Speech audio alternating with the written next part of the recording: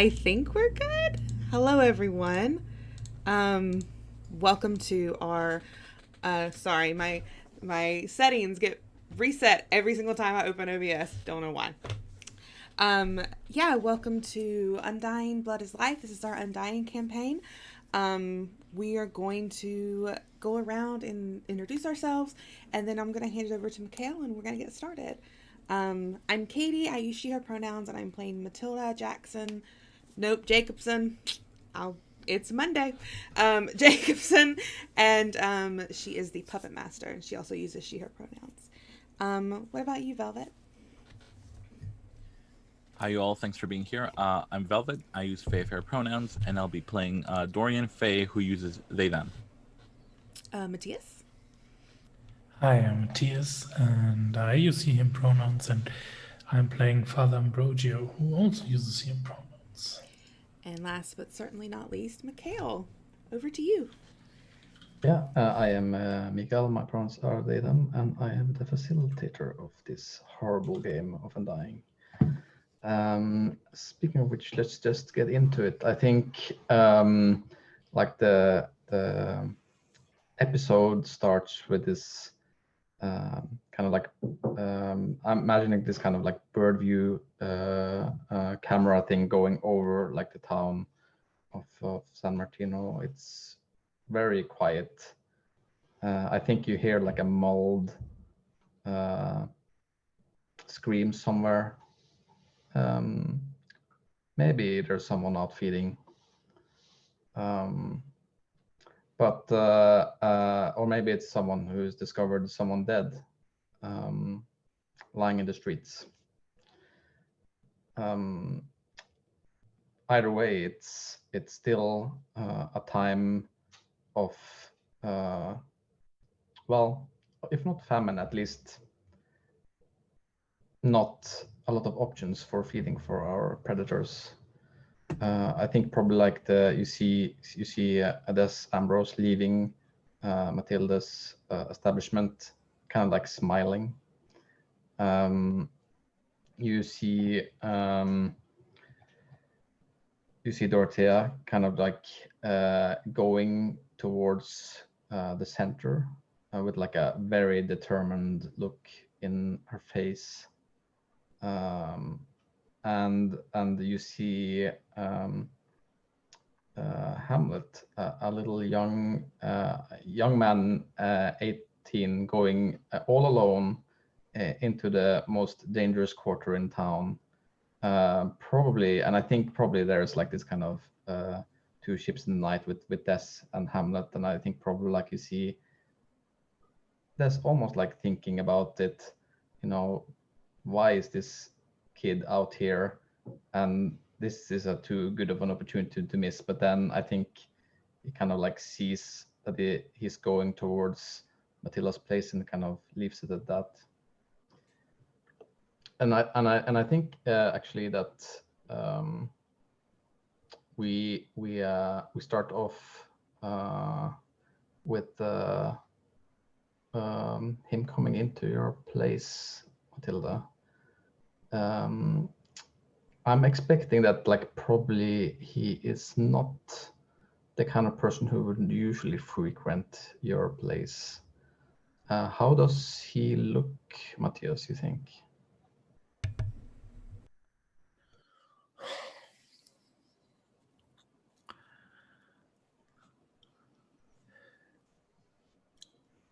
So,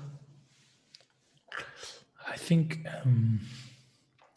even though he might have like put on a cloak on and has like maybe one of the servants' cloaks or something like that, you can easily spot that. That's pretty fine clothing he wears underneath.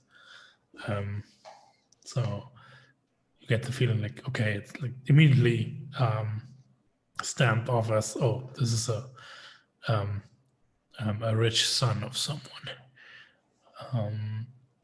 He's I think he's fairly handsome, though still carries a bit of a boyish look with him.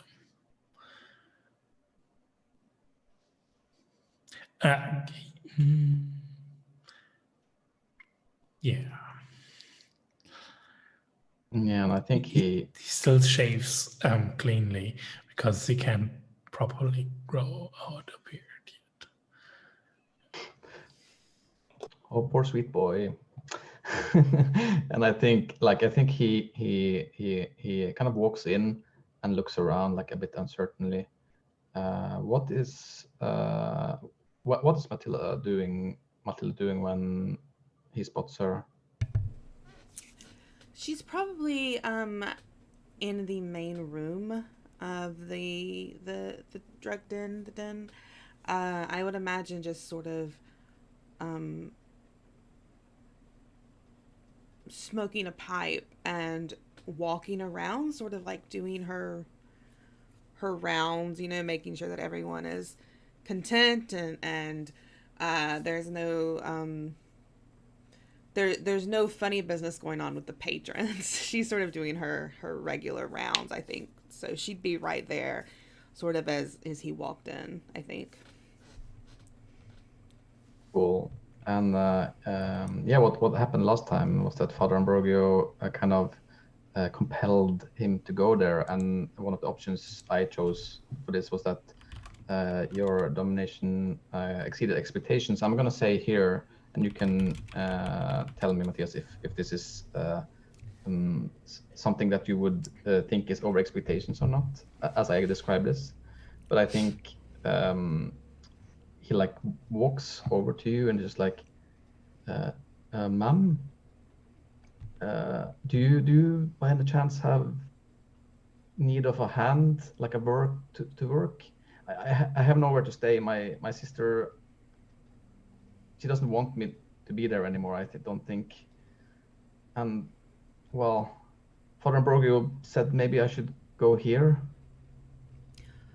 Yeah, I think she like looks him up and down, takes a inhale from her pipe and lets it go, and it's probably it's quiet for like a moment too long for him to be comfortable, but Matilda doesn't like it doesn't bother her. She's sort of just gauging the situation, and she steps closer and says, "You were sent by Father Ambrogio." Yes, he. I thought maybe that since he said coming here that you were somewhere I could be safe. Yes, this place is a safe haven for anyone who walks through the doors. I might have use for you. Do you need somewhere to stay? If you have, I can sleep almost anywhere. Like just give me space on the floor, or if you have like some hay, maybe. I don't. No. I take care of my own. What is your name? Oh, my name is Hamlet, ma'am. Well, Hamlet, you're more than welcome to stay here if you pull your own weight. Yeah, of course. I can do the dishes. I can do lift things, fix stuff. My father taught me well, and I've been doing some projects in the chapel with Father Ambrogio, like fixing the roof, things like that. How good are you at remaining unseen? I think he like looks a bit surprised, and it's just like, oh, well, my father was always very angry when he noticed me going out at night, so I learned how to put my feet down lightly, not to make sounds. Wonderful. There is someone that I would like you to keep an eye on for me. We can consider that your first round of payment for somewhere to lay your head. Oh, and I think actually, I think he just like says, oh, okay, who's this? Yeah, I think she describes Claudia to him. and she like takes a minute just to, like, talk about where her usual haunts are, that kind of thing. And when she's done, she says, "And I don't want you to think that this is an easy job. This woman is not someone to mess with. Are you up for the task?"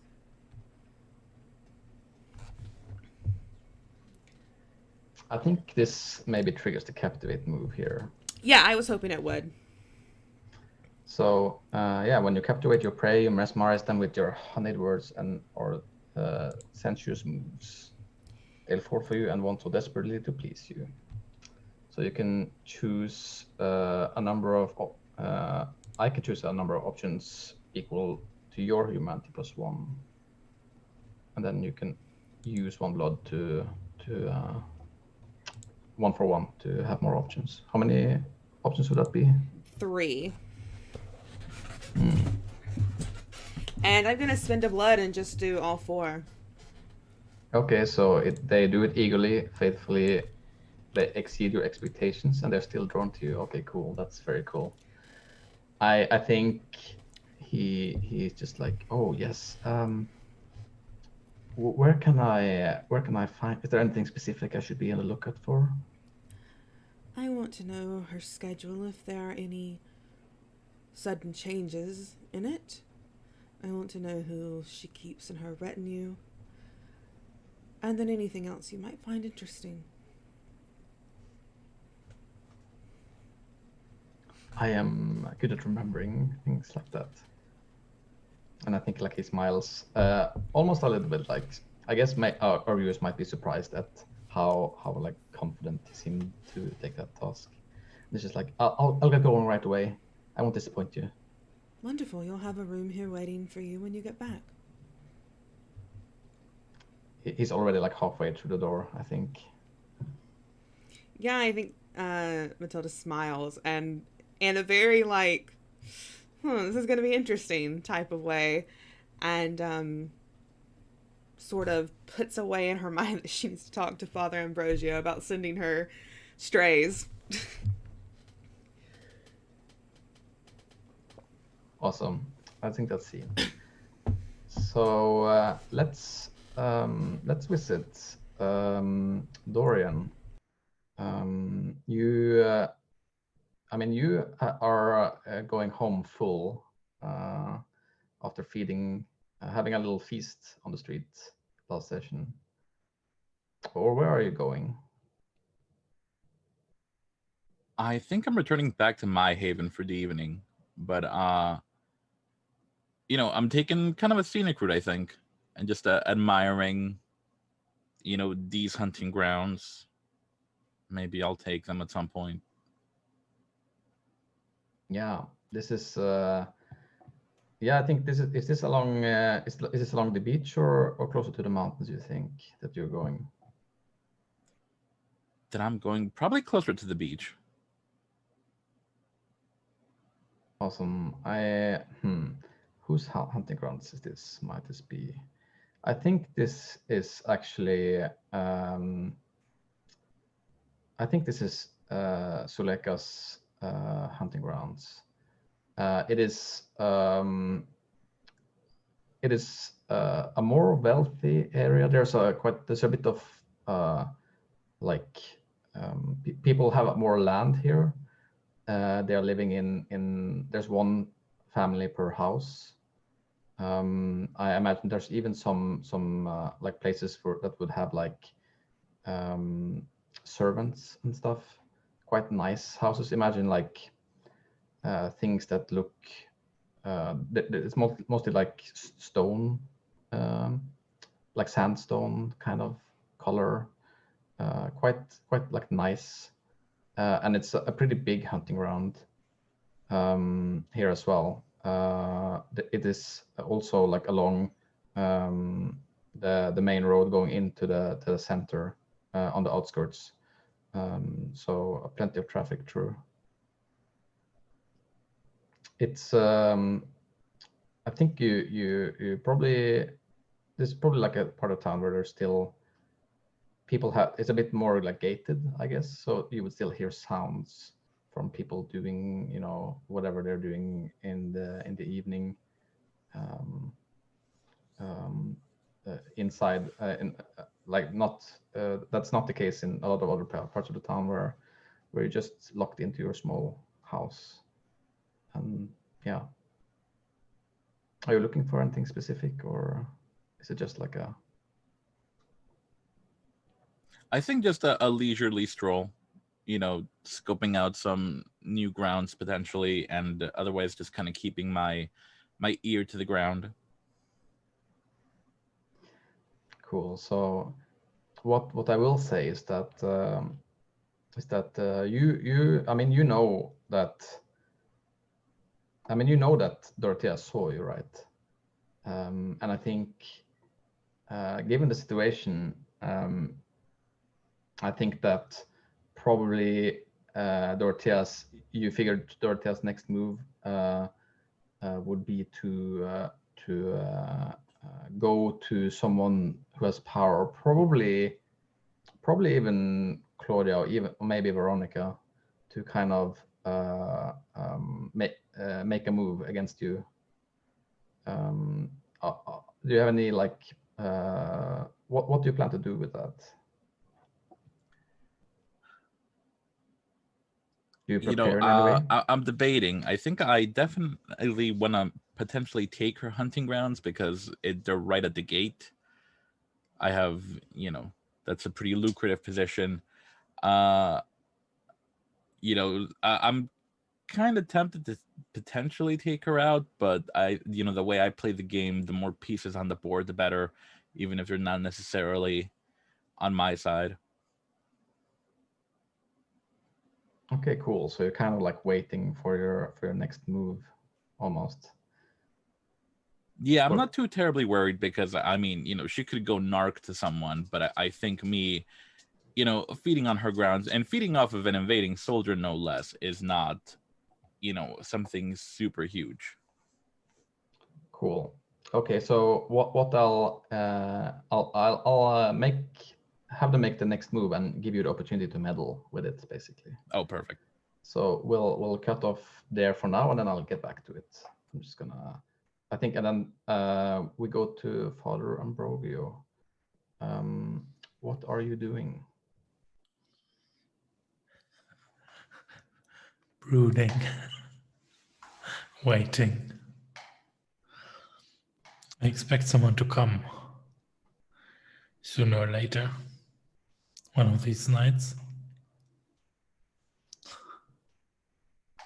And she realizes her brother isn't returning. Oh, yeah. The whole idea is I don't have to go hunting if I can convince my prey to come to me. How long do you think it takes? I suppose a night or two of desperation, of like asking around, and then her like remembering the seed that I planted in her mind. Okay, cool. So I think she comes earlier than you expected. She comes back the first night. Where does she find you? Actually, I think because Father Baldric kind of acts as the face during like most outside interactions that have to do with the Abbey. And he's been told to expect her or expect someone. You might already know the look too in people's eyes when they do come. So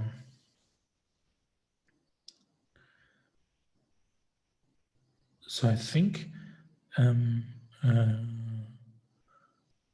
leads her in and past the main chapel in like the chambers behind it.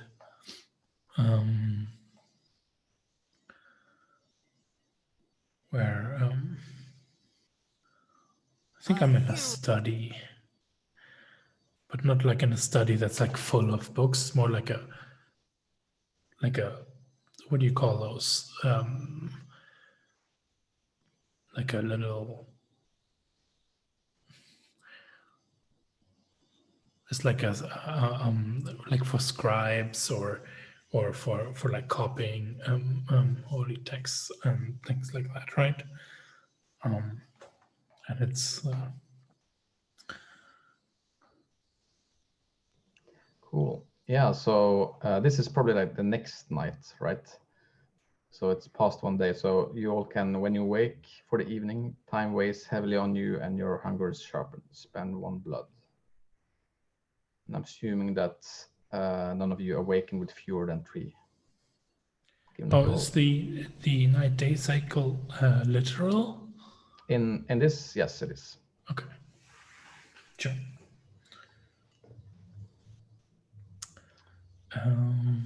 It also gives me new blood to distribute. So I gotta come up with another member. Yeah. So I paid my blood. Mhm.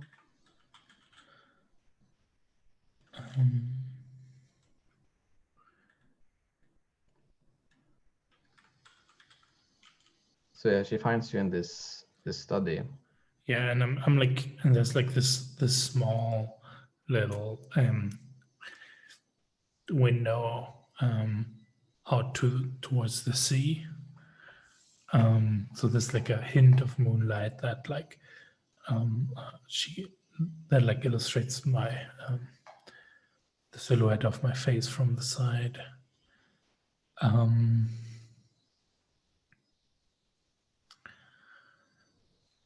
Yeah, I think she. I mean, she's clearly upset. I mean, I think you know her fairly well, right? And Yeah, I've taught her. Yeah, and I imagine that that she is usually quite composed with most things, but not with her brother. And So she kind of like when she comes into your room, she kind of like, are you alone? yeah, I think Father Baldric like leads her in and then closes the door after her.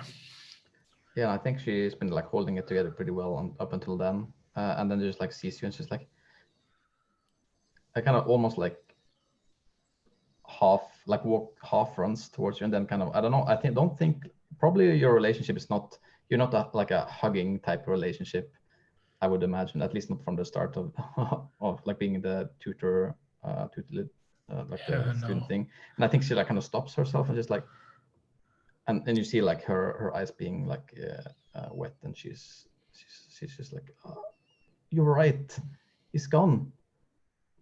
Where did he go? Why?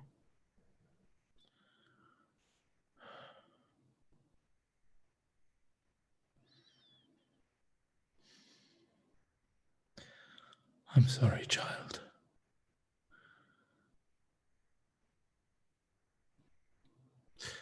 I would have wished for you to have a couple more days, weeks with him. He's left already. I still stare out the window towards the sea. After like... He didn't even leave a note.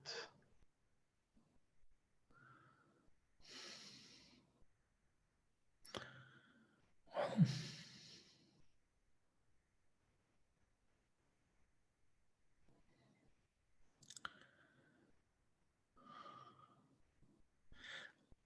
and I glance at her and I see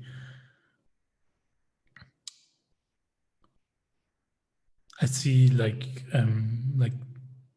obviously she's already been crying on the way here, composed herself again, is not very close. to falling apart again.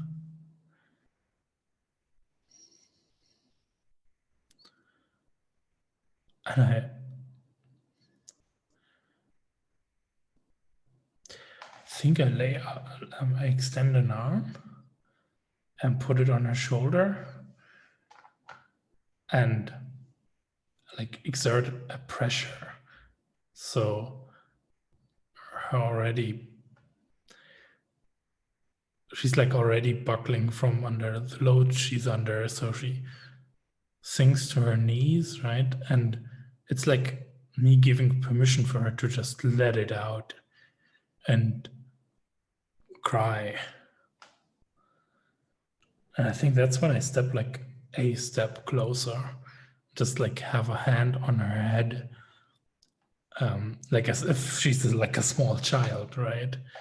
And let her basically hug my leg, or Yeah, I think she does. Like she starts crying and kind of like uses you as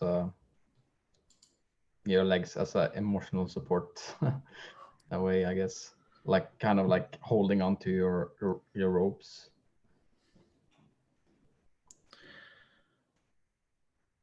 and after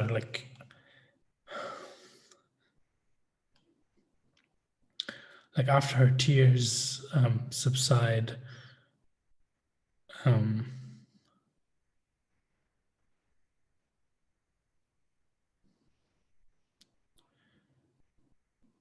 my hand slides up to where it's like just under her jawbone, right?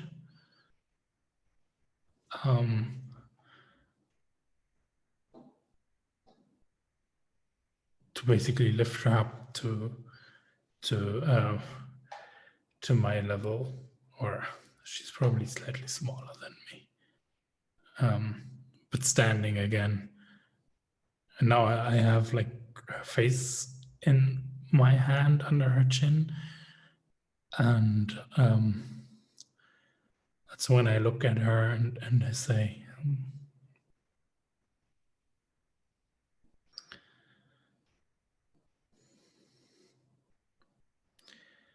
"You're welcome here, and here you will always find solace." And that's when we notice, like, I'm wearing half a cloak, like the Saint Martin, who cut his cloak in half and gave it to the poor freezing peasant, right? And I envelop like the one half cloak around her, and take her in an embrace, and I feed. Yeah, you feed. So when you sink your fangs in and feed from your prey, you take blood from them. You're truly aware of the psychological impact to your victim from each drop you take. I guess that's pretty clear here. Taking 1 to 2 bloods leave them tipsy. Taking 3 blood leaves them ill. Taking 4 leaves them in desperate needs of medical attention, and 5 kills them. You may choose a number of options up to you, humanity +1. So I can choose 3 options.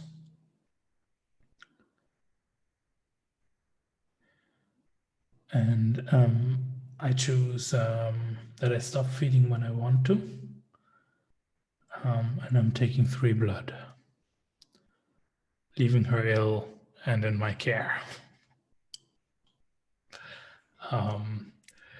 I resist the temptation to terrorize her. So like, I think she falls into like a blissful stupor, getting to forget about her brother for the time being, for a little while, a few hours or something. And I manipulate my prey's memories so they don't remember me in their nightmares. So there's like no ill will or that she hates me. But I don't close the wounds. She's in my care right now, so I don't need that. Yeah, so there's probably like the kind of classical vampire thing where you like see the vampire over the shoulder, right? And as you like go up, you see like the bite mark still there. I'm wondering, does Father Ambrogio actually believe in God?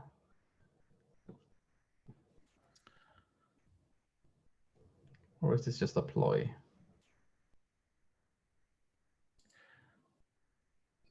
Oh, that's how you mean the question.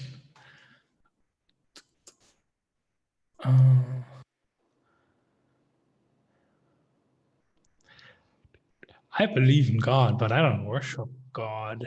I mock God.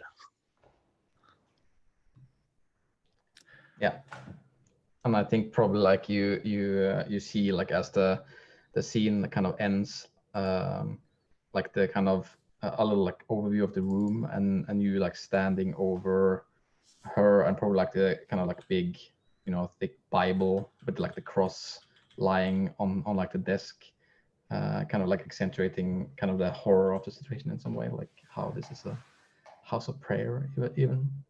And I think that's probably seen. I think last bit of it is we can use this to introduce the other blood vessel from this new Knight's Awakening. That is a Brother Humphrey. Do they come in at the end of this? Yeah. He's the one who takes her and brings her some like into small sparse quarters or something like that. Makes sure she is attended to after she falls ill. Okay. Yeah, so we probably like see him kind of helping her down on her bed. How do we see that he is your blood vessel?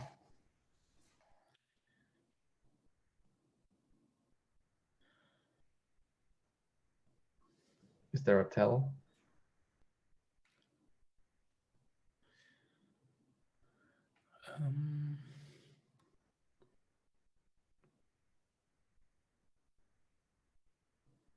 Yes. And I think it's so he's pretty much almost blind, and he wouldn't be able to see in the dark at all. But he always like knows where I am. So when he comes in, he bows in my direction, even though the moon by now has like gone down and it's like completely dark here. But he senses where his master is. Okay, cool. So yeah, I think the next scene is we see. Do you want to do something first, Matilda, or do you want to have Hamlet come back? I don't have anything planned, so Hamlet can come back. Yeah. Okay, I think this is like pretty like quick. I think pretty much he comes back like a couple of hours later, and tells you that that Claudia, that there was soldiers coming in to her place, which is like the theater. Seemed like someone higher up in command. Maybe they came out like a quite not very long after, like half an hour maybe, and they went towards the place where Des resides. Okay. There was quite a few of them. I think she takes all that in.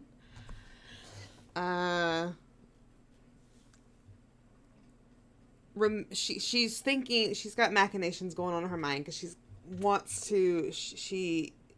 to use that somehow against Claudia. So he saw like a high-ranking soldier leaving Claudia's place and going to Des, right? Des's place. Yeah. also actually adding something here. Suleka was also there. Who was? Suleka, she's Okay. the rival of Ambrogio, and she's kind of like she has quite a bit of influence with the church. Yeah, she's my maker. Yeah. Okay. I think I will thank Hamlet for his work and show him to his room where he's staying, which is just a small little like closet type room. And I'm going to feed on him. Nice. So yeah, when you feed, how much blood do you take? So I can take up to my humanity +1, so that's 2 options. I'm gonna stop feeding when I want, so I will choose how much blood I take. I'm going to take 2 blood, so leave him with this tipsy feeling. And then I'm going to manipulate the other thing I'm going to choose is manipulate his memory so he doesn't remember me feeding on him. Yeah. Yeah, so you also don't close the wounds. No. What does this look like? She leads him into the room, and I think like makes a big show about pulling the blankets back on his bed and encouraging him to rest. And as he does, she leans over in a very like strange motherly fashion and is like, thank you for your loyal work.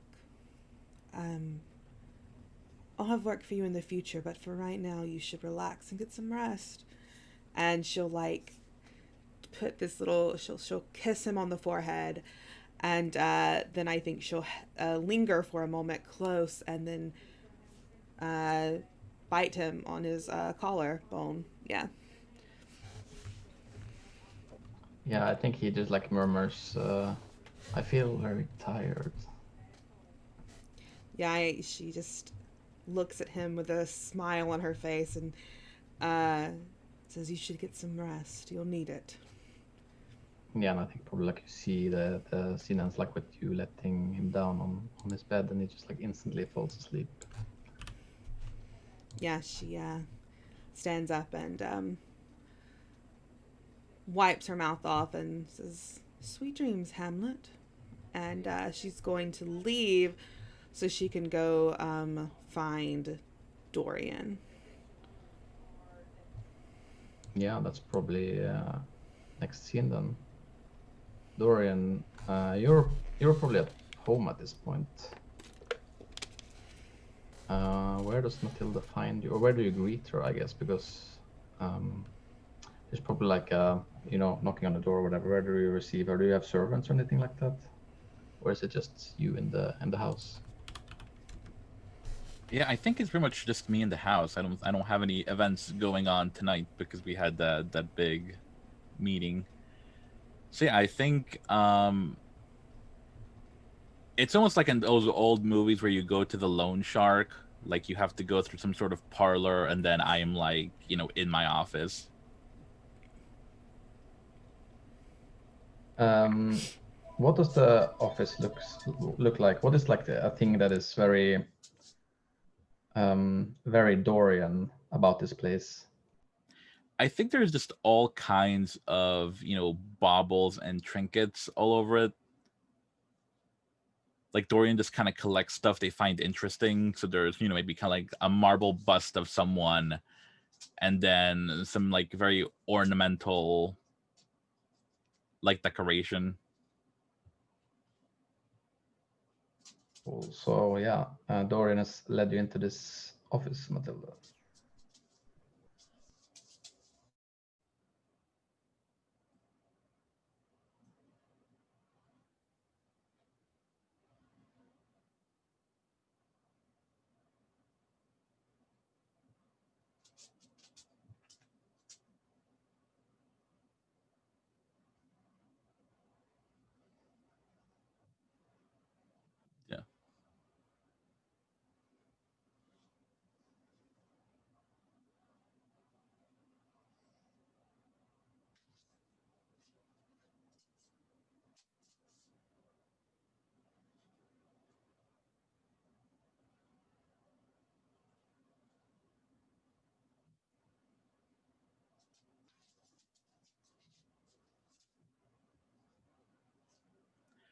I've been well, Matilda. Just came back from a lovely stroll around San Martino.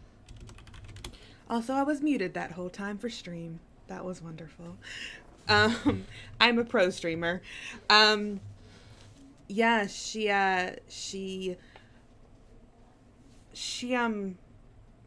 leans back and looks around and she says, "You seem to have picked up a few more trinkets from the last time I was here. Have you been busy?" I'm always busy. I'm possibly bedeviled with meetings and projects. Well, I hate to be the bearer of bad news, but I do have another one for you if you feel you're up for the task. Always. I unlive to work. Claudia. She needs to be taken down. I think she is the key to ending this bleak spot that we're having.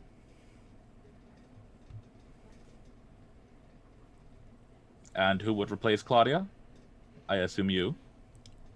Oh no, I'm not gunning for a position, but if it were to land in my lap, I can't say I would complain.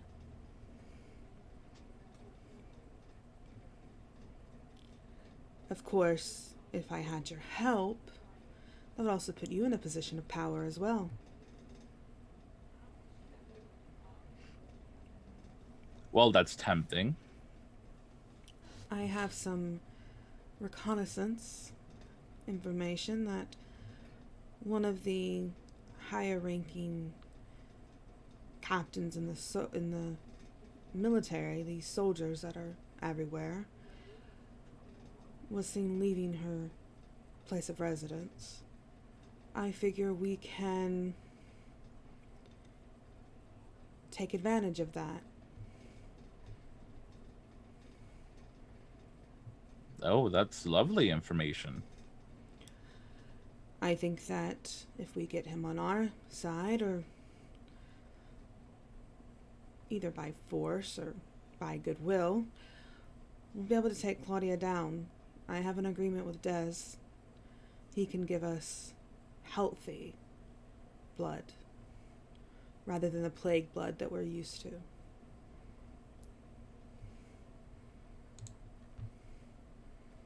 Well, I'm sold. It's not like Claudia's done anything for me lately. She hasn't done anything except make this whole community hate each other, and we've been on edge for so long. She isn't fixing the problem. All she wants to do is keep the status quo the way it is, and I, for one, like change, and you seem like the type of person who does as well, Dorian. Oh, change is great. Keep things interesting. Of course. And regardless of who's on the scene, my line of work remains constantly in demand. I know you are a very busy person. I figure that you and I can get close to this captain. You can make some sort of introduction with him and send him my way, and we can work together to captivate him, to make him more open to the way we see the world, not the way Claudia does. I think a good way to approach him would be to offer your help and assistance in uncovering who this dastardly murderer is. I've heard through the grapevine that a lot of his soldiers are dropping dead on Claudia's watch. It's interesting, the things you hear through the grapevine. I like that idea, though. If maybe you can butter him up. I think she gives him, I assume Hamlet gave me a name of the high-ranking officer, and she gives it to Dorian. And tells Dorian, like, the schedule sort of thing, like when the soldier was seen leaving Claudia's, that kind of thing. And is like, I can be there to assist you if need be, or I can send one of my loyal pawns to help as well. Whatever you need, Dorian, I can provide. I think it might be best if you fronted the negotiations with the captain. I'm aware I don't have the most sterling reputation here in San Martino. I can do that. If you Also, go ahead, I'm also sorry. just a little. We also have here possibly a bargain. So Matilda asked you of something, Dorian. So if you want to, you can ask for something in return. Just continue on. I was just like making you aware. Yeah, I think that's fair. I think she sort of leans forward, and the look on her face is less comfortable. It's more serious, and she says, "If you can get the captain to me, make him come by my place of business, work your magic with your way of words, then if some position of power was to fall into my lap, I would make sure that you took a fair share of the rewards we're bound to reap." Well, you've swayed me. Wonderful. It's always an honor working with you. I will be waiting patiently at the den. You should stop by as well if you bring the captain. I always have enough food to go around. Perfect. Yeah, I think she gets up and sort of gives you this sly grin, and she's going to see herself out and head back to the den. Cool. I think someone shows up at Father Ambrogio. Just looking at my map here. I think actually, yeah, I think it is this. I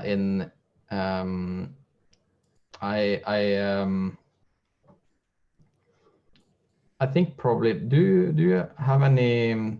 Have you had any dealings with this before? I'm sure I must have. I mean, they are patrician, so. Oh yeah. I think also. I think maybe they are working on a like a project of making a hospital. It's Yes, then I know what are. Okay, because that plays into something I definitely wanted as well. So if they're working on a hospital, right, and there's been this violent conflicts around, then you probably also have soldiers who end up in the hospital, but are maybe hurt so badly that they're maimed, or like that they can't continue fighting, and then fall into desperation, like even if they survive the hospital.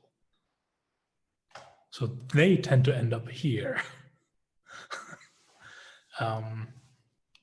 At least the ones that they don't need for themselves, right? Cool. So I think probably that they show their kind of way into your study. Well, they knock on the door, but they found. Or where do they find you actually? Is it there somewhere else?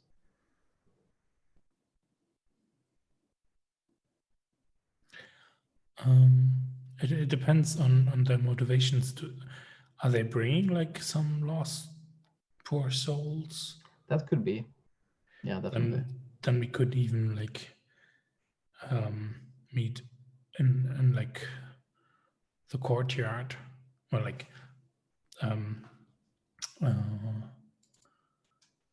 so on the free sky kind of, where like Father Baldric and Brother Humphrey, like they go and tend to whoever they've brought, and then we do like this kind of walk around. It's not battlements. What do you call those? In like a just not a normal, the perimeter basically. So we get this. I think that might be nice, like walking the walls around the abbey. Yeah, cool. Yeah, I like that. I think they kind of like there's like probably been like a conversation about how it's going with your, patients that they have left you, and it's probably like I imagine it's probably this kind of thing where it's this, I don't know if Des really cares, but it's like a conversation that you usually have before they ask you of something, or you ask they of something of them. I mean, and I think they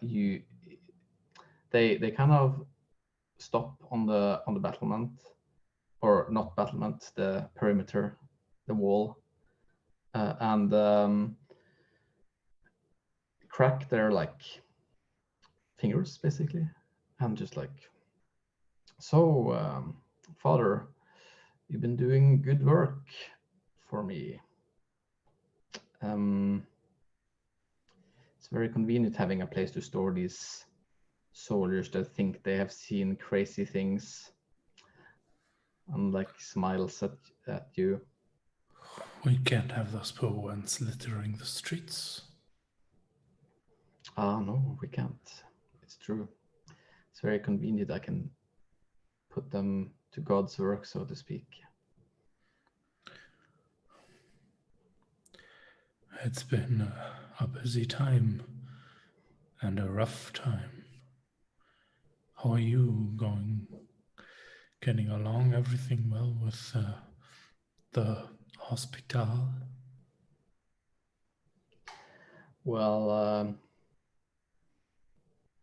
I am getting more patients by the day. This war is very profitable to me. And yeah, maybe even we're getting some change of leadership. Who knows? Doesn't seem like Claudia handles the situation that well, but what is that? That's not really any of my business, is it?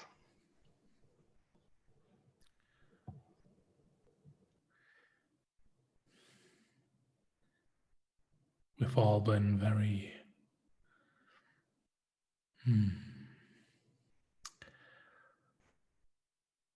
well, not all of us, but some of us are spreading too thin, like too little butter on bread, and yet no one's called out to her to help, to assist, or to complain. I agree. Those are bad signs for a leader. Well, I think she is dealing with it as we speak. But that's not what I'm here to talk to you about, really. But it does make an eyebrow rise. Yeah. But I don't press the point. Yeah. I think they like look at you and like with them, or like they're kind of sizing you up a little bit. And I think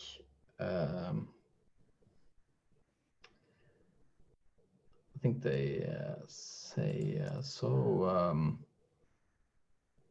are you perhaps looking to increase your power within the church, Father?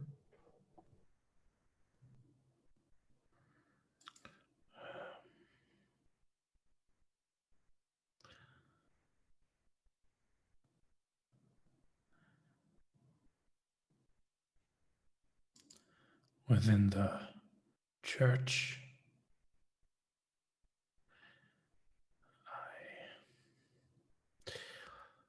I like that it's pretty quiet here. We're overseen. Anyway, this is my arrangement with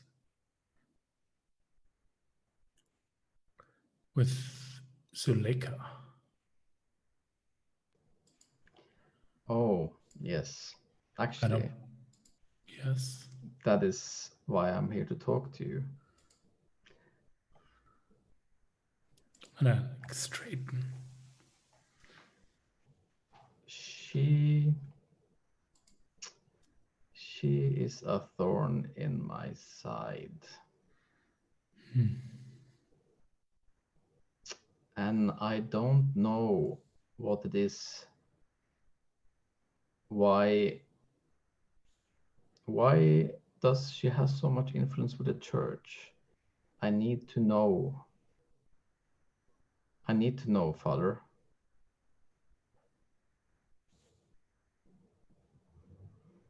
Suddenly, and I think this is probably like I think they drag their words a little bit and says, suddenly the soldiers show up. They weren't supposed to stay, but apparently ordered by the church they're here, and I am sure she is involved.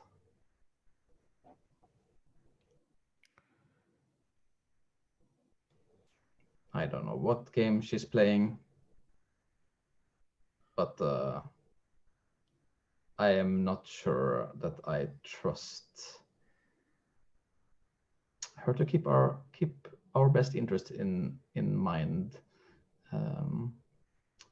If Claudia's reign might possibly end because of this.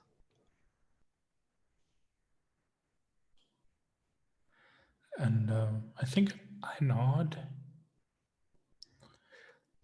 How about this? Maybe there's a belabored yelp from one of the hurt soldiers whose wounds are just plaguing them, and I think I just I give Des a nod and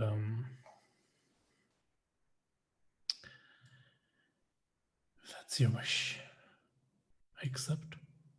That's something I can find out for you. Good.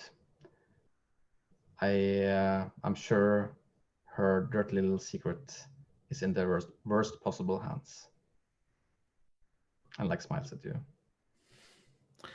And now let me see if I can help out this poor soul who's suffering so much. Ah, yes. And smiles. There's you could mistake this for a kind smile.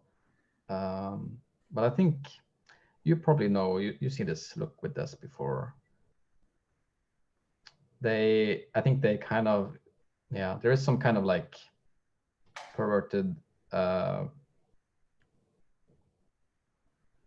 thing of them being a little bit to kind of give the soldiers to you, that they enjoy, that they kind of like that a little bit.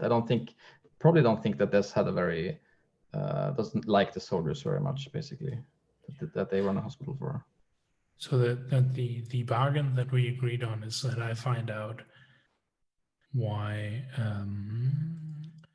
Zuleika is sending soldiers to her, or yeah, why I think Ambrose is this is kind of implying that the soldiers stopped outside San Martino because something she has done or said or pulled the influence somehow. They weren't supposed to stop here. That the advance has halted, and I will find out why the advance has halted. Yeah. Okay. Yeah, that sounds good. That's the bargain, right? Yeah. Cool. And I think I levitate down. Let's flaunt. No, I don't need to flaunt here, I think. um, um, I call over to brother Humphrey to get that poor soul um, into a bloodletting room so that we might help him. Cool. That's probably seen then, if you don't want to add anything to that. Yep.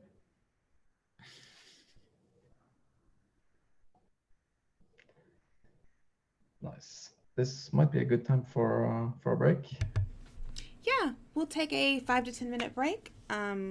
We'll be right back. Everyone grab a drink, stretch your legs, and we will see you in a couple minutes.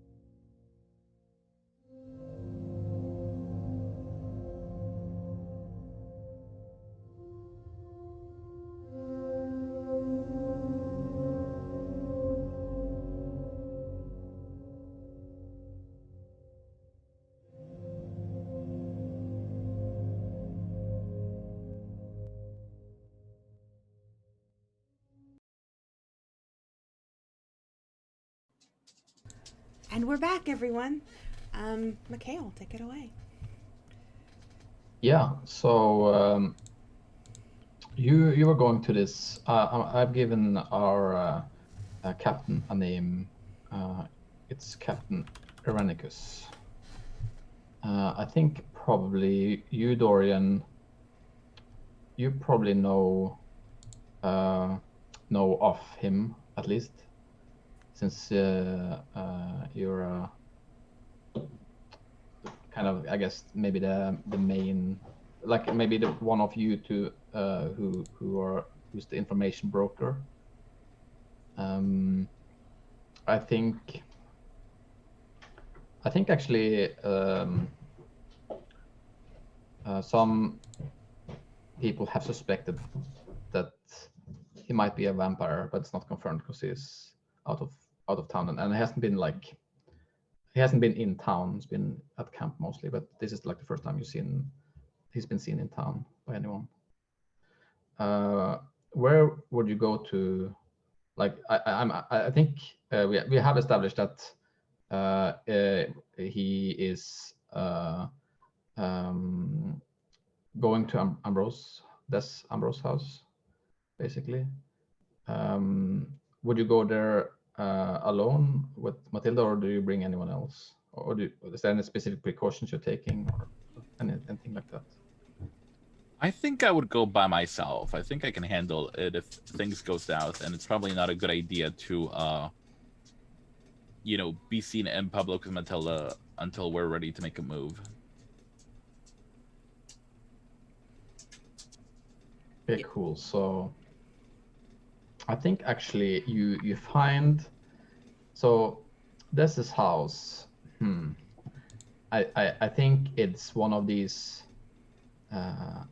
like old like houses. Maybe there was some kind of from the Roman times. I imagine like a white stone. It's almost like a courtyard and like a house in the end. There's like a fountain in the middle. It's like a garden inside a little bit. It's pretty big. And I think as you arrive there, you see it's there's like a lot of it's kind of like, I think you're out there pretty quickly. So I think you see the house. You notice immediately the house is like surrounded by soldiers, and you see the captain kind of like ordering someone around to kind of I think you see someone like lighting a torch, basically, and like pointing towards the house. What do you do? I'll just politely incline my head and then follow their directions.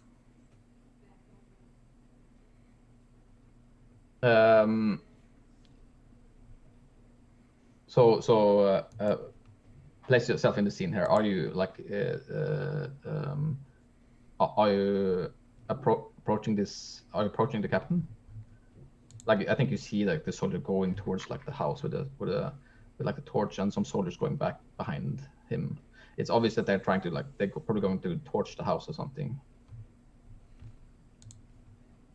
Oh, okay. Yeah, so the captain's not just hanging out here. They're like gonna torch Dez's house? Yes. Okay. What do you do? Well, this is new. So do I see the captain among them, or do I just see a bunch of soldiers? Yeah, the captain is basically ordering the soldiers to go in.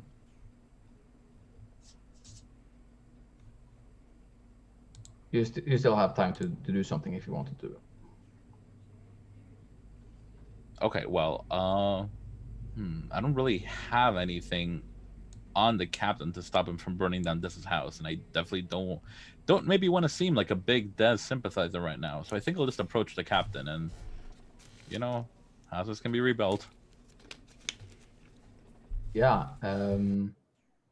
it like looks you up and down, and I think you see like the soldiers like going in, and you hear like a lot of noise from the house, and some maybe like a servant running out or something like that. No sign of this so far though, and like Yes, what is it? Can't you see I'm busy? Are you the captain? Yes, Captain. Well, one captain, Captain Irenicus. Irenicus. Yes, that's what it was. I'm here to bring some information to you that would be beneficial to your efforts here in San Martino, and perhaps to us high class residents as well who enjoy certain benefits from well maintained law and order. I'm not sure if you were aware, but there's certain insidious elements who wish you and yours to leave. And someone has been going after your men, specifically near the gates. I believe another one was found dead last evening. And I think you see like his face like flare with rage, and he's like, yes, tell me more, please. Well, I'll definitely tell you what I know, but I don't know a terrible amount. You see, certain entrepreneurs and business people like myself depend quite heavily on your honorable men to peruse and purchase our wares and services. I've heard it through the grapevine through some concerned citizens who see, the disposing of your men as a harbinger of chaos. Now, again, I don't know much, but I can put you in touch with one of my associates who has a better finger on the pulse of this situation. Listen, sounds like a captivate. When you captivate your prey, you mesmerize them with your honeyed words or sensuous moves. They fall for you and want so desperately to please you. The higher humanity, the deeper their fascination. Tell the prey what you want from them. You have told them that, and I may choose a number of options below equal to my humanity +1. So what is your humanity +1? What is my humanity? Yeah, I think my humanity is just 1, so 2. And you may spend the blood 1 for 1 to choose more. So I think your prey does it eagerly. And actually, I think actually, okay, I think he also exceeds your expectation. I think he's just like, he says, well, if you can give me information, I'll be more than glad to get out of this hellhole. I don't know what's going on here, but it's not somewhere I want my soldiers to be. San Martino is definitely a tough place if you're not a local. And though we'll be sad to see you go, we understand that the lives of your men take precedence over whatever you're here to do. And he like frowns and says, and I think this is like a, this is like a moment where that you might have sometimes with people who are like, it's almost like you think he might understand that you're not like him, I guess. Like there's seems to be like a thin veil of understanding there where he's just like, oh, I'll be more than happy to do that, but don't think that I don't know what's going on. There's been more of you, and you're all telling me to do things, and I don't like it. More of me. I think you meant reputable business folk, and yes, I assume we'd be trying to throw our way around. Oh yes, so many reputable business folk, and like I think he kind of just like, and I think that probably like there's you see like the soldiers coming back from the inside, and like the house slightly on fire. Like even though probably it's mostly made of stone, so I guess it's more the interior and stuff like that.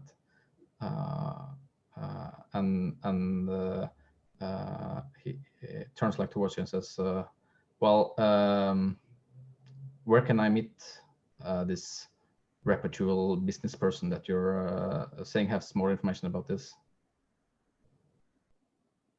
I will provide him with Matilda's, whatever location she gave me to give him. Yeah, and I think probably like you hear like the soldier saying, no sign of this person you said in there, sir. And he just like I think he kind of like shushes them because you're there, and it's just like, well, I'll meet them there then.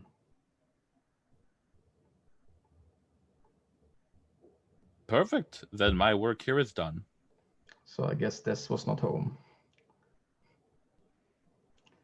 Cool, let's see then.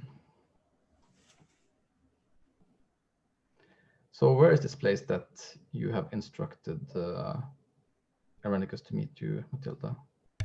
Oh, and I was gonna say real quick, as I make my way from that area, if I perhaps find some urchin or someone down under luck that is willing to do a job discreetly for some coin. Oh yeah, I mean, definitely. What is it?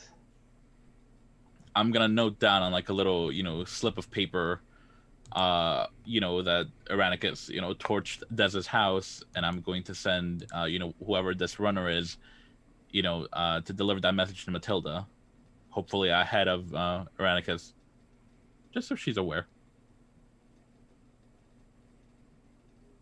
Cool. Yeah. So where do you meet Irenicus, Matilda? How do you plan to do it? I think just at her place of business. I think that's a safe haven for her right now, at least. And she wants it to be, if she's gonna meet him anywhere, she wants it to be on her own terms, on her own turf. Okay, cool. So this I think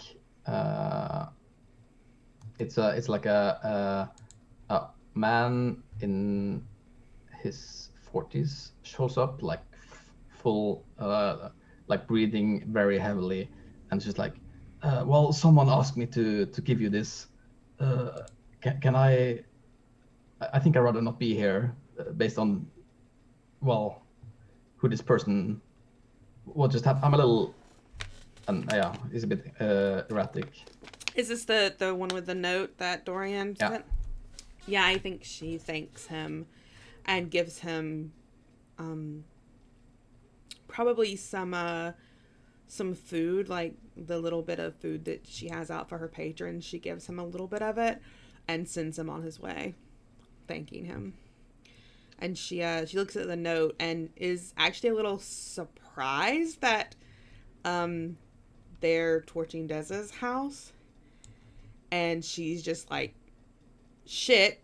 She because that's a, if Dez loses any, if Dez loses, she sort of loses too. So she is definitely worried about it, but she's waiting for Irenicus. Yeah, I think he shows up like short time after.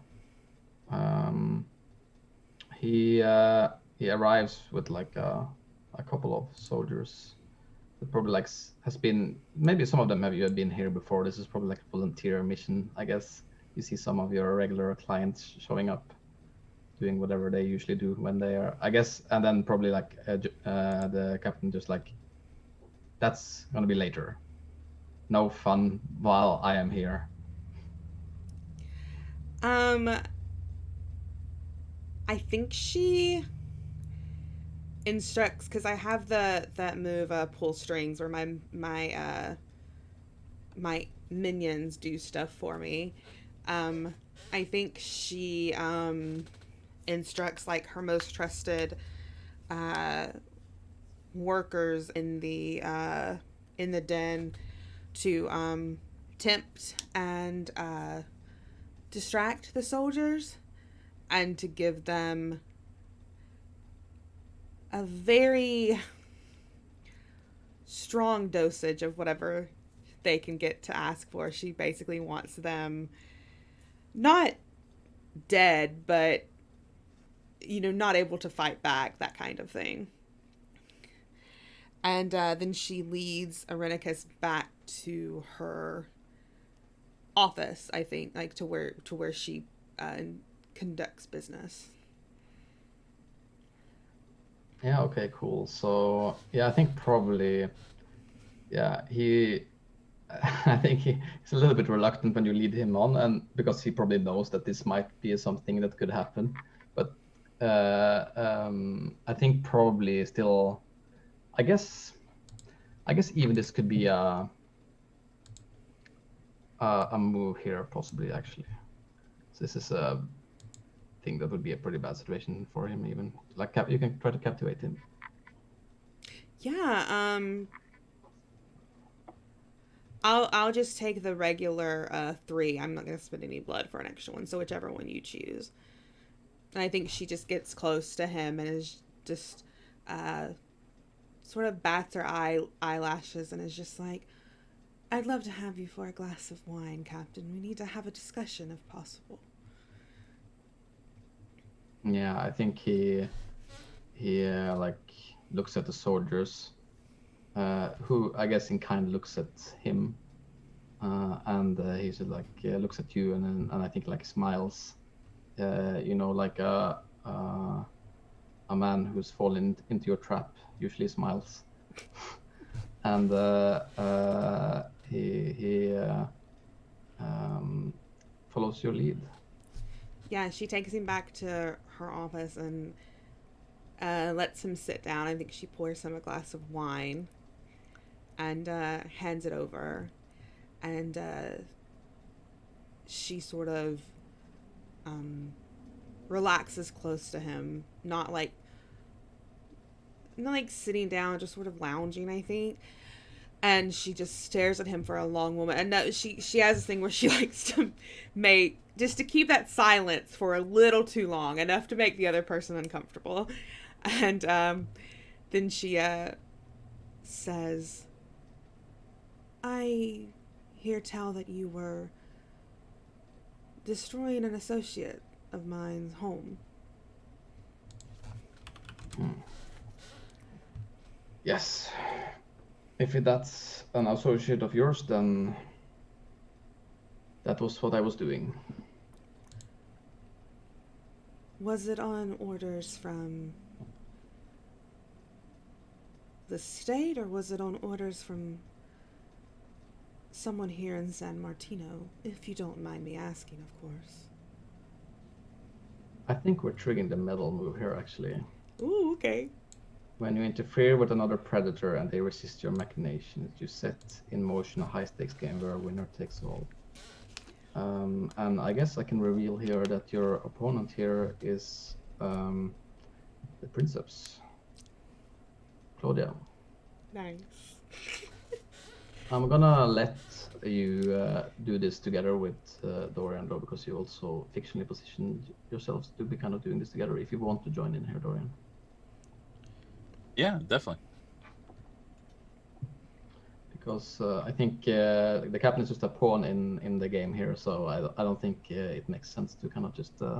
Yeah, because she's trying to convince the captain to basically turn his attention onto destroying Claudia and not Des, and she's using the captain as a pawn. Yeah. For sure. Cool, so let's try this out then. We'll see. Yeah, we set in motion a high-stakes game where winner takes all. So all meddling predators ante up by spending 1 blood. Spend means spend blood now. Bet means you commit to spending blood if your bet is called. So you can't bet blood you don't already have. The betting starts with a raise from the predator making the move, and I think that's probably you here. Yeah. Because you're the one who is meddling. Yeah, I'm going to just get closer to him and sort of like reach out and gently run my hand along his face and say, "I'm not sure what you were promised by other forces here in San Martino, but if you were to... What would I need to do to tempt you to change your focus? Because there are many things that I can do for you, Captain. And I'm going to raise, I'm going to bet... Do I tell you how much I bet? Yes. Okay, I'm you betting... just don't tell me how much blood you have. Okay, awesome. I was making sure. I'm going to bet 2. And keep in mind here that if you want to hear Dorian, you can also chip in since you're doing this together. But that's just like I think that's the best way to do it. It's just like if you want to cover some of that at some point. Yeah, I mean, I can put down some right now. I'll put down like 3 blood. So you have to, that's a raise of 5. 5, yeah. Nice. So, I think, yeah, this is cool. I think you see, yeah, you spend 1 to be in the game. Yeah, that's true. I already spent it for Claudia. So I think you see, it's almost like there's like a fog going over his eyes, and he just like his voice changes a little bit, and he says, and I think you recognize Claudia's voice like through him actually, and I think she says, I knew you were a player of this game. You're not old enough to know how to take out the queen. Just asking the mortal to tell you. Too easy. I think Matilda laughs, just like this very deep laugh from deep inside of her, and rolls her eyes and steps back and is just like, Claudia, dynasties fall all the time, and it just so happens that this time I'm the one helping to topple it. It's nothing personal. Just think you've been in control for a little too long, and the way things are going now clearly aren't working. You're afraid of change. We need someone who wants to shake things up a little bit. And I'm going to bet 2 more blood.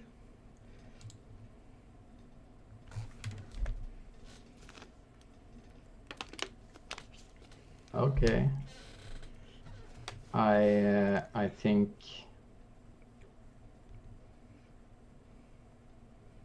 well, he/she, I guess, here kind of just like says, you misunderstand. This is not keeping the status quo. It is shaking things up. That is exactly why, exactly the thing you missed. And, well, that is how the game is played. And I think she raises you by 2. Ooh, okay.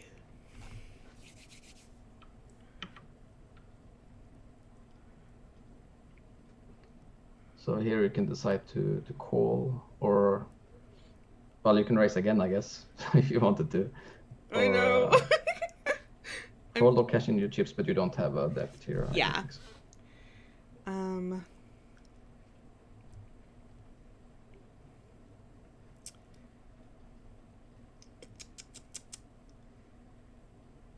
I mean, I can raise 2, but that's like the maximum I can raise without putting myself in a sticky situation.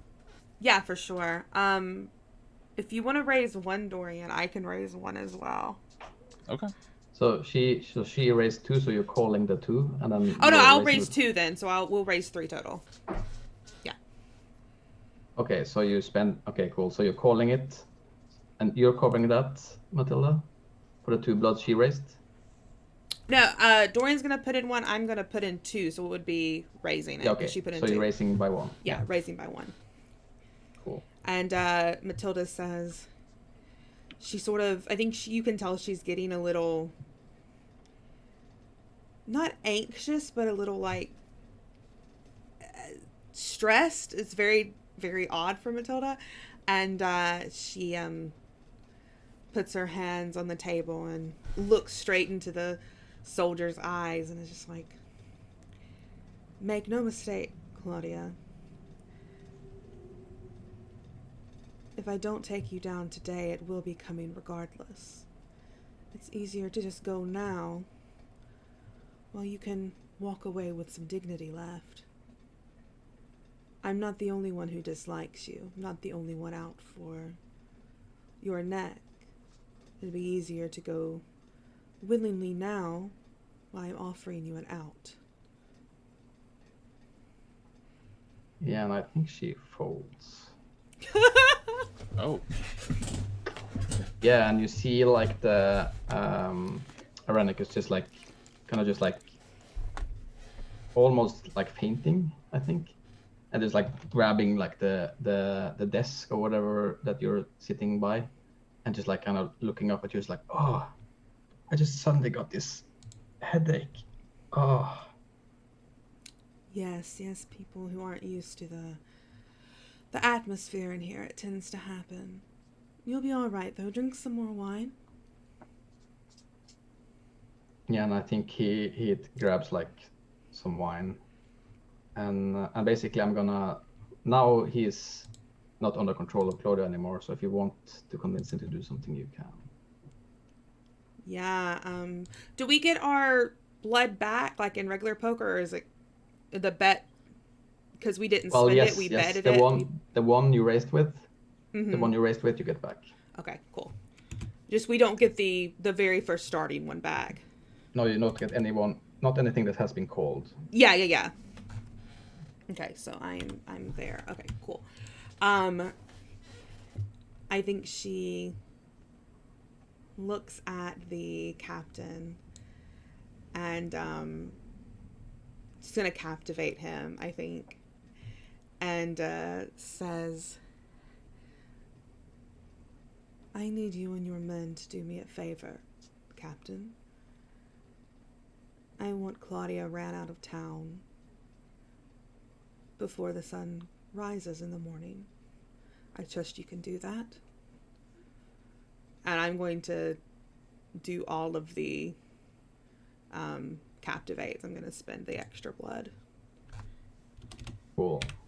Well, yeah. So I think he like nods and says, whatever I need to do to get out of this hellhole. And he just like gets up, like looks at you if you want to say something to him. No, she just gives him a nod and she says, I think she says, I believe in you, Captain. You can do this, and I promise it will be well worth your time. I'm sure that many of your men will be safe once Claudia's gone. Cool. Well, that's probably seen then. Ooh.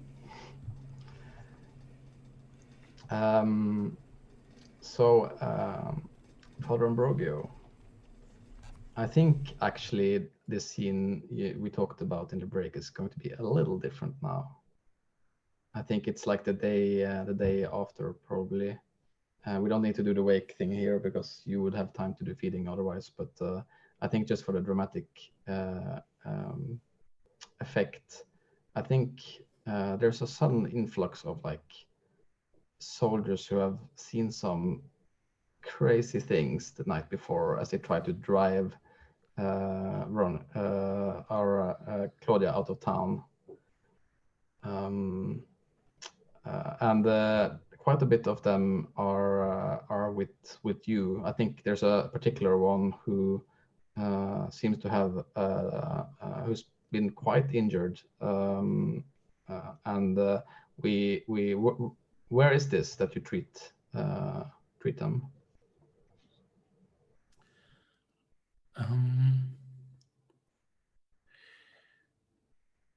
It is basically outside. Like they gather in the courtyard, and there's like makeshift little roofs that are just built right. One side of the roof is held up by like two poles, and the other one is against the wall. And that's where they huddle basically. And sometimes if like someone is like in too much pain or something, then Brother Humphrey gets them and brings them inside for bloodletting. After which they either fairly soon succumb, or they at least are soothed for a modicum of time and released from their troubles. Okay, so I think, like as you stand over him, he like grabs your like arm, and it's like, oh, a priest. You have to bless me. This place is filled with devils. It is, my child. And I do my fake blessing that like can pass as it's like a normal blessing, right? But like a proper other priest, or very very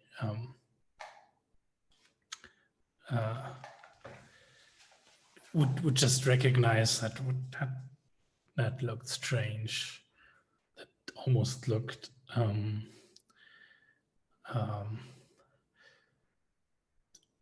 weirdly perverted.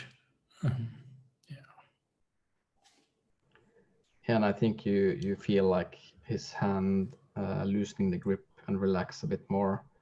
He looks up at you and says, Tell me of your troubles. We got ordered to go into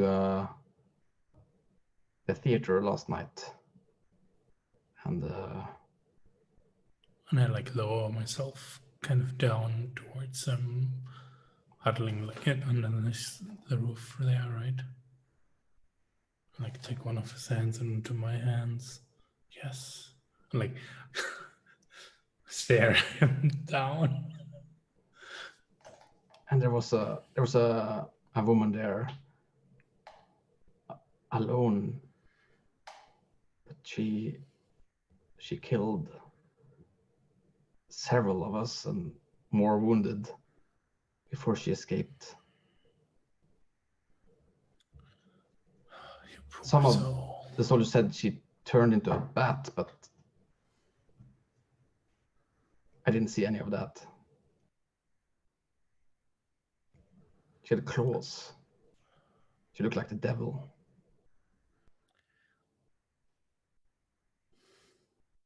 My child, I'm afraid you might have seen Lilith.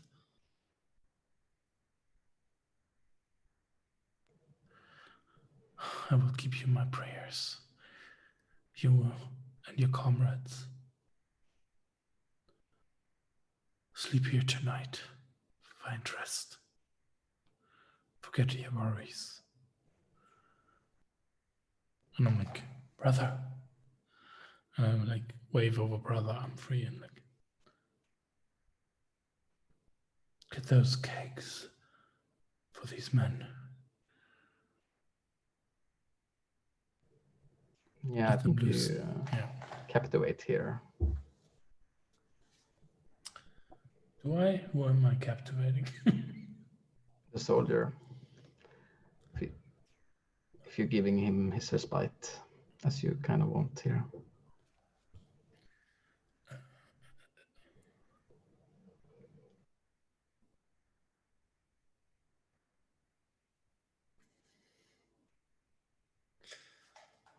I do.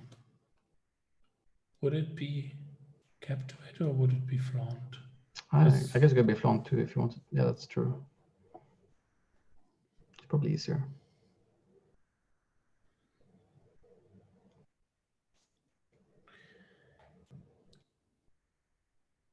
Yeah, and I'm like actually being a priest of some kind. Like I actually go and listen, and like people lose themselves. Like we're actually giving them actual wine to drink for one, and to I think I think the way I'm flaunting here is I ease their minds a little bit in the sense that I like kind of soak up what they say to get a clear picture of what actually happened, and at the same time to like relieve them like I'm not taking their memories, and it's just that it is off their minds. Yeah, and I think you see him kind of like sink down in his bed and just like look up at you and say, "Thank you, Father. Thank you for your blessing." Is there anything you want to add to the scene, or is this? No, just that I get up and and flaunt my half cloak. Nice. Cool. And I think that's probably like session here. The soldiers, they leave town shortly after, or immediately after, I think, actually, pretty much, even leaving their wounded behind. And Claudia's nowhere to be seen. But yeah, food is back to normal. So just quickly before we end, let's evaluate the humanity of our characters. So at the end of each session, recap your character's defining moments for the other players as a reminder. Then the other players talk it over and put your humanity to a vote. So we start with Matilda. What do you think were defining moments for the humanity score this session? Well, using the mortals, I think, to do her meddling was pretty big. Like she definitely used the Hamlet to find out information and still fed on him, and used the captain to like do this, to put herself above Claudia. So yeah, I think those were the big humanity moments, I think. So looking at the humanity track there, you're at Callus now, right? So I was always callous. Yeah, Yeah. I didn't change last time. So it says you might maintain a casual relationship with your prey, but you generally view them as pawns to be manipulated in nightly games of chess. Yeah, I don't think mine's changed. She isn't hurting them outwardly, like monstrously, yet. She's just she needs them alive. Yeah, Callus seems to be pretty. The rest of you agree? Yeah. Sending them like to be slaughtered by the dozens against Claudia, but it's pretty callous, but not monstrous. What about Dorian? Right now, I'm at monstrous. I would say that remains the same. I definitely would have like eaten another person had I not done Full on Blood. And I didn't know whether or not Des was in their house or not when that was going down. I was just kind of like, it's not really my problem. Yeah, there was no like defining moment in the other direction yet, at least. So we'll set you up with some mortals next session and see if that might change in some way. I'm nothing if not consistent. Yeah. What about Father Ambrogio? I think my defining moments were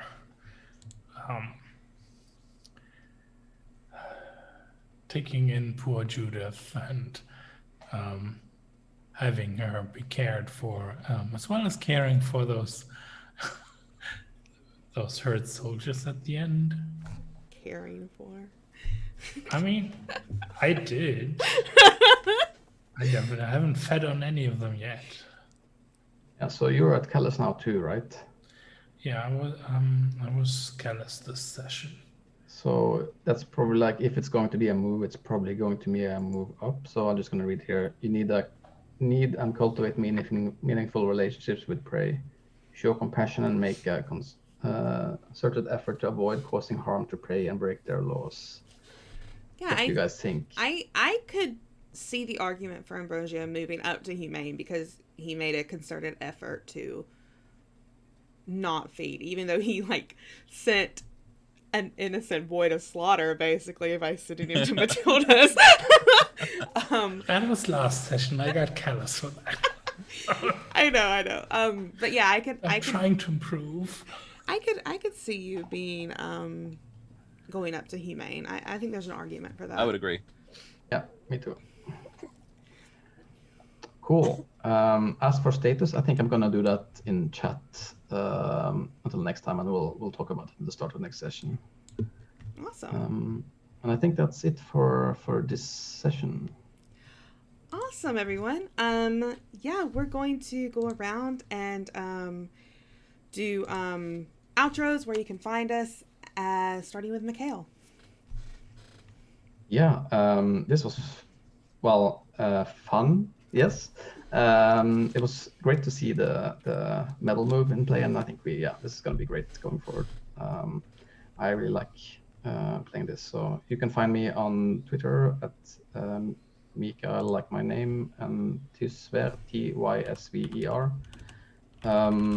where I post about mostly role-playing games. I also run a community of